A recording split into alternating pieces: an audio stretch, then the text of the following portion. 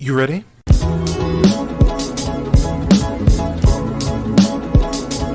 You're listening to the Real Pineapple Podcast Network.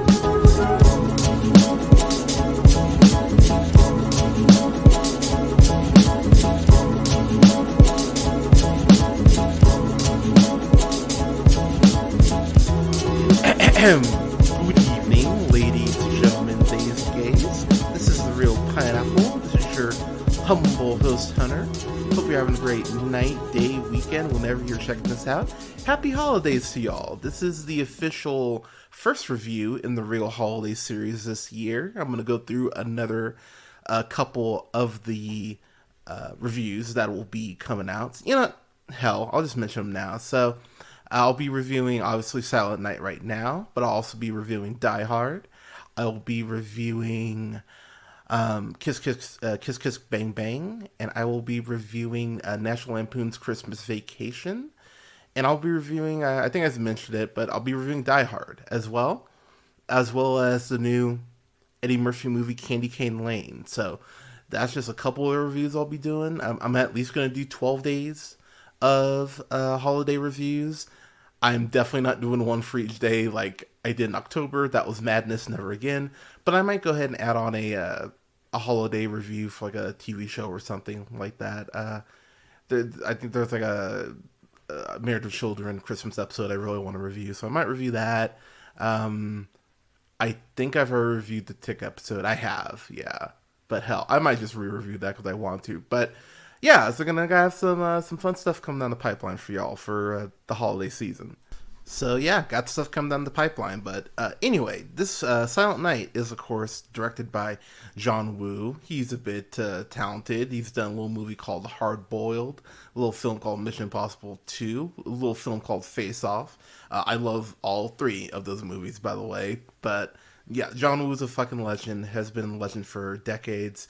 This stars Joel Kinnaman, who you know as Rick Flag from the Suicide Squad films, his RoboCop remake, which I actually think is It's not great, but I think there's more there than people give it credit for. He's also on the TV show For All Mankind, which is on Apple TV, Apple TV Plus. And then I just recently reviewed his performance in Sympathy for the Devil alongside Nicolas Cage. That's a fun movie for the real spooky or the real scary series. Pardon me. So yeah, big fan of Kinnaman. Big fan of Kid Cudi, who's also in this. Kid Cudi, one of the best rappers really in the world. The man is fucking brilliant. But between that and How to Make It in America and Crater, Kid Cudi's been in some bangers. Actually, he has a great guest spot on Brooklyn Nine-Nine. If you haven't seen that, and he's in this little movie called X too. But yeah, huge Kid Cudi fan, and that's kind of where I want to start. Is I hear Kid Cudi's co-star in this, I went, oh hell yeah! I can't wait to see Kid Cudi with a gun. Like, let's go. And do I get that? I mean, kinda, but at the same time, this is a movie that I think starts off very intense.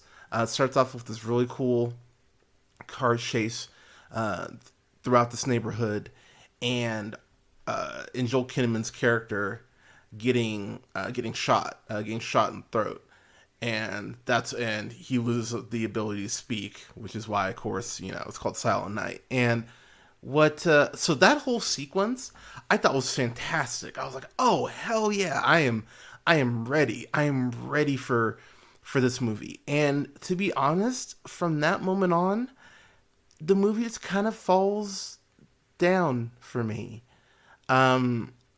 I wasn't mad, but I was just kind of disappointed in this overall, which sucks because I was so hyped for this. And I think part of it too, and I'm not trying to give the movie an out, but when I think about something like Violent Night, which came out last year, which was such a cool fucking surprise. It caught so many people off guard. I love that goddamn movie, but it was such a pleasant surprise. You're like, wow, this movie works so fucking well.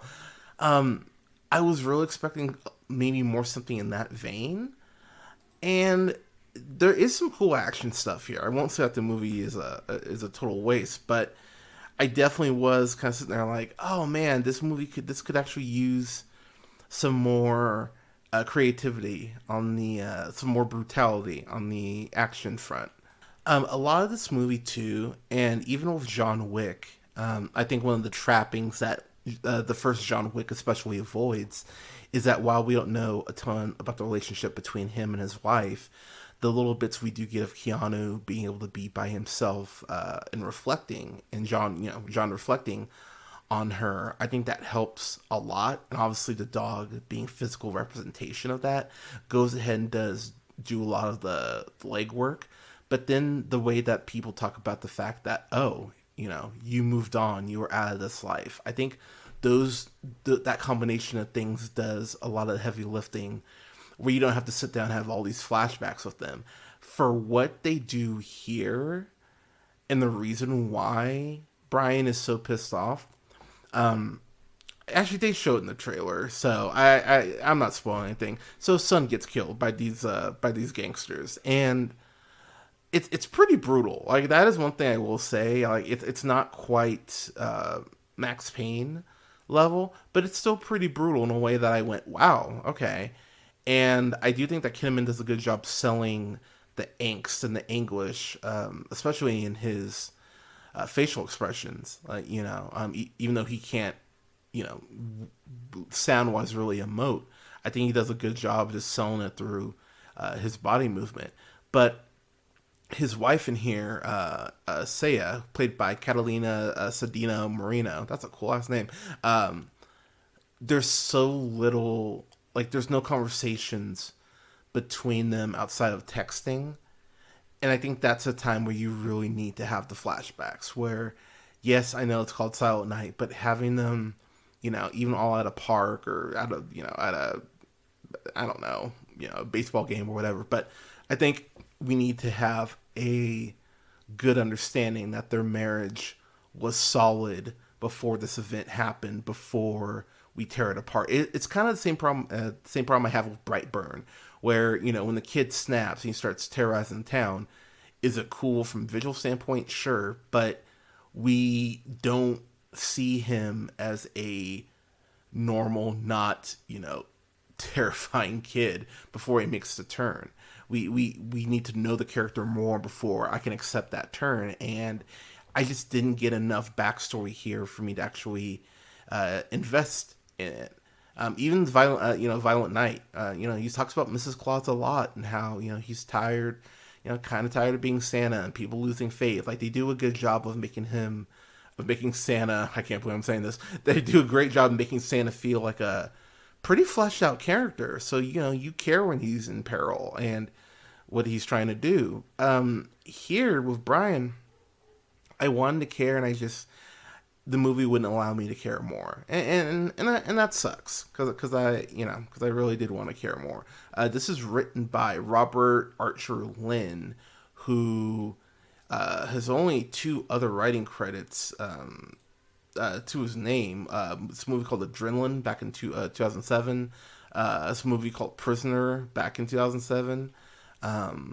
Starred Joey McMahon. I've actually never heard of this movie, and then this movie called Silent Revenge, or I think that's another name for Silent Night, so never mind. So only has a couple writing credits to his name, and yeah, I think that there is one hand-to-hand fight that takes place in his house that I thought was, pretty well done. But even the gunplay stuff, I wasn't crazy about it.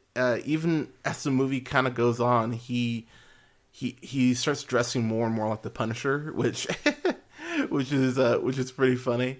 But another thing about this movie, I think, is you look at John Wick. You look at all four John Wick movies. The action scenes are incredible on that. Even just the standard gunplay, and that's a pattern they repeat throughout all four films.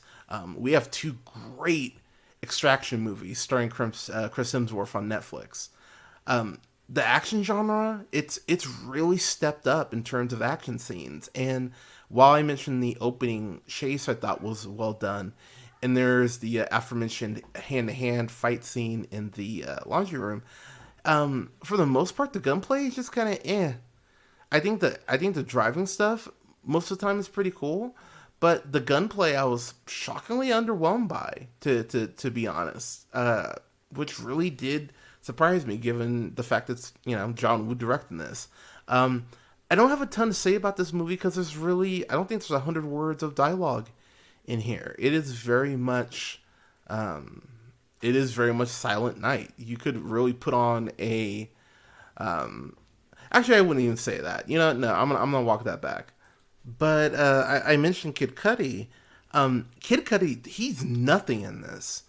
He gets more time. He gets more character development in fucking Crater, that Disney Plus movie he did. Than he does here. He's just a generic cop that wants to take down the gangsters. That's all he is. He really doesn't even get like an action scene to shine or even show that he's a competent detective.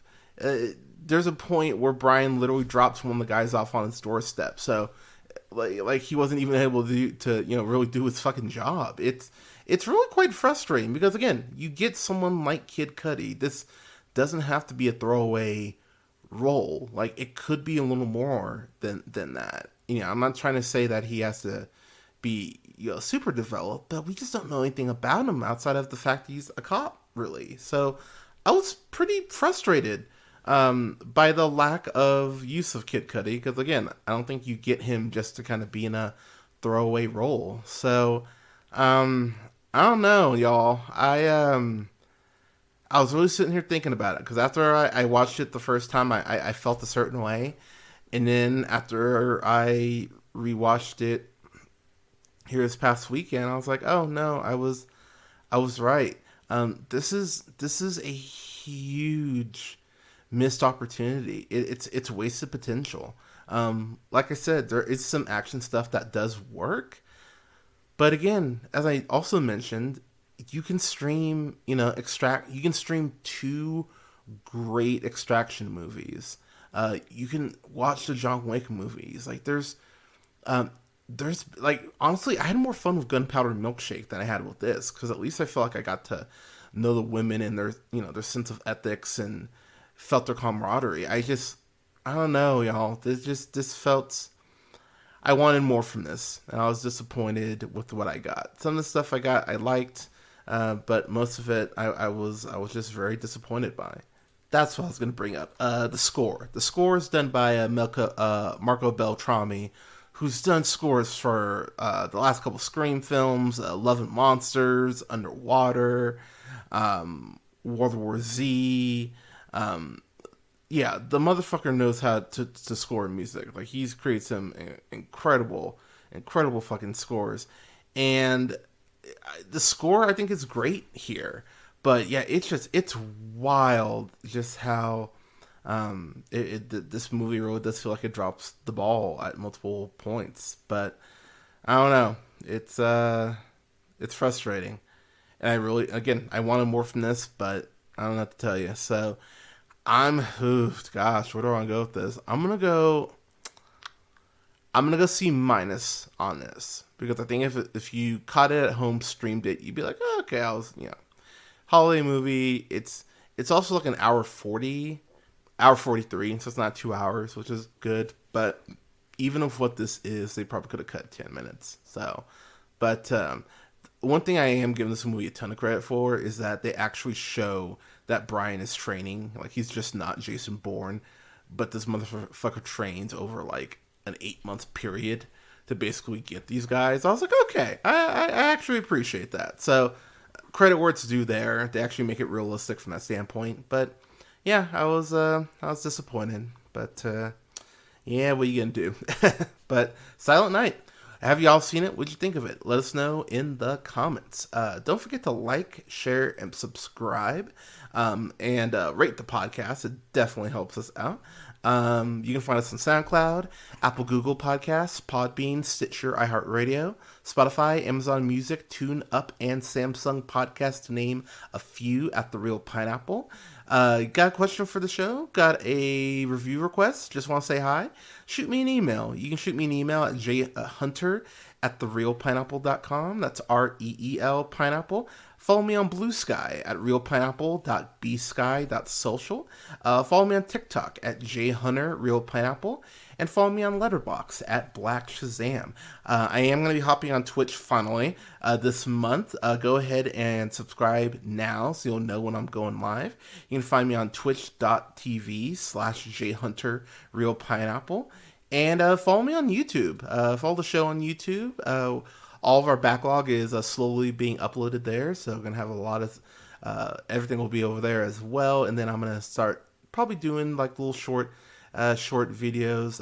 I'm gonna be heading back to the theater here soon, so my out of the theater reactions, I'm gonna post those as well to YouTube. So yeah, gonna have a lot of stuff hitting the YouTube channel. And then you can find all of our socials at linktr.ee/jhunterrealpineapple.